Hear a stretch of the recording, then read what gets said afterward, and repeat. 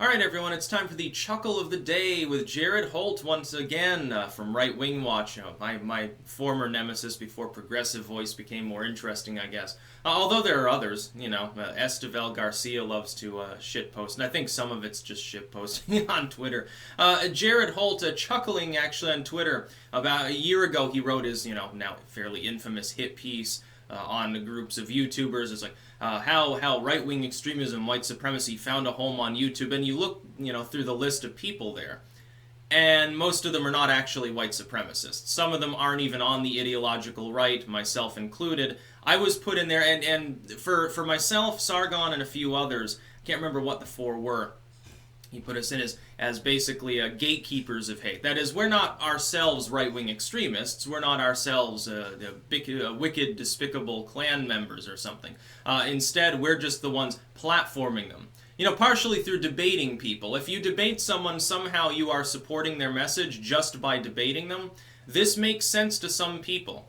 I don't think it makes sense at all, but some people just, they take it on the token that it's real, and I find it very funny. Let us keep in mind, of course, that Right Wing Watch, masquerading as a non-profit, actually just gets million-dollar checks cut by George Soros' Open Society Foundation, in the most literal sense. Apparently a financial backer of theirs. It's probably more complex than that. I'm sure they have other backers too, but the ultimate boogeyman for people who are on the right is George Soros, so I'm sure they'll find that interesting. I don't really care, because they have the right to free speech too. But then you get something like this, and it's, basically a hair's breadth from defamatory. In some cases, it basically is. The original structure of the article had to be edited. You will remember that, correct?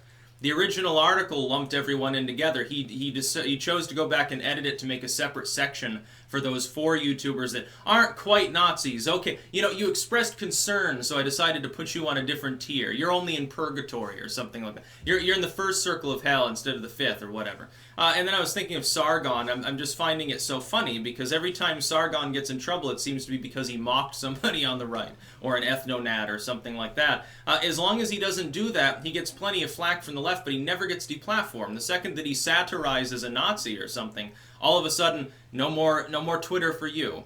No more Patreon for you. No more, whatever comes next for you. You're not allowed to exist, basically, because you mocked people, but you did it in a way that we didn't like. Essentially, we're looking for an excuse to deplatform you. It's not actually about your ideology. And I've spoken of that before. If someone has a swastika on their forehead and waves a torch around and screams racial obscenities and stuff, does the establishment fundamentally worry about this individual gaining mainstream traction and forming an actual significant opposition to the corporate media, the corporate political complex, or anything else under the sun? No. This individual will be largely a pariah. Most people will not take them seriously, including people that at least loosely overlap with some aspects of their ideology. For instance, for every person you have that's like really, really out there, like the whitest nationalist something, you have a bunch of people who are more populistic or kind of nativistic, civic nationalists. You certainly have libertarians who simply show up to support the right of that person to speak. And so all of these other people, they're like, yeah, well, there's an element there that I can defend, like free speech or whatever, but ultimately I reject the message. It's very interesting to see the dynamic that's emerging here, though. Because here you've got a hit piece that ultimately failed. I'm sure it got plenty of attention and made him feel quite important, but ultimately failed because it's inaccurate.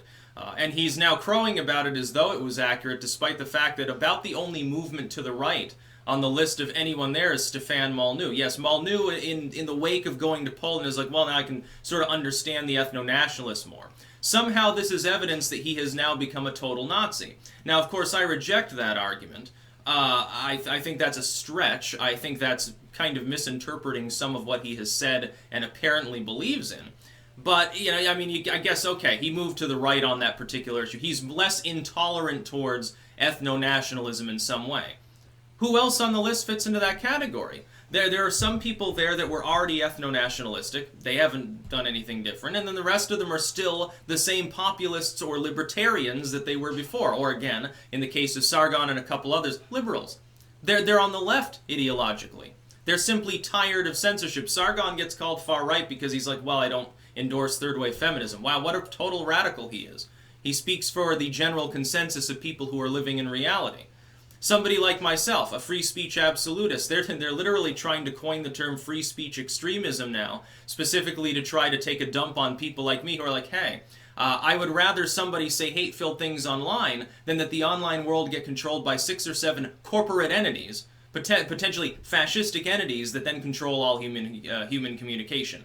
I weigh those two potential threats. Small group of Nazis and other assorted extremists, so-called, small group of people who have some degree of identitarian belief system, or a hell of a lot of power behind Silicon Valley encompassing trillions of dollars, more than most countries in this world are worth. They've got their own security. They've got, how many guards does Apple have? Just at their headquarters, how much firepower do you think that their security force has to guard all those servers and stuff? Probably enough to overrun a small town. Yes, I'm more concerned about that. I'm more concerned about the gatekeepers of human communication, the people who can actually fuck the world on a desperate level, than I am some dude who's got a swastika tattoo. I don't fucking care. It doesn't fucking matter to me. If the person's trying to piss on me, they're trying to victimize me in some way, okay, then I care. Silicon Valley is. People, the Holts of the world, are the ones trying to attempt to create more censorship.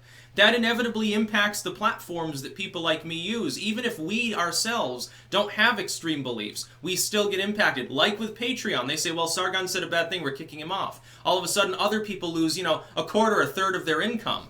It impacts people far and wide, including people who don't give a fuck about politics. And that's really become, I think, the modern problem. That's about all. Peace out.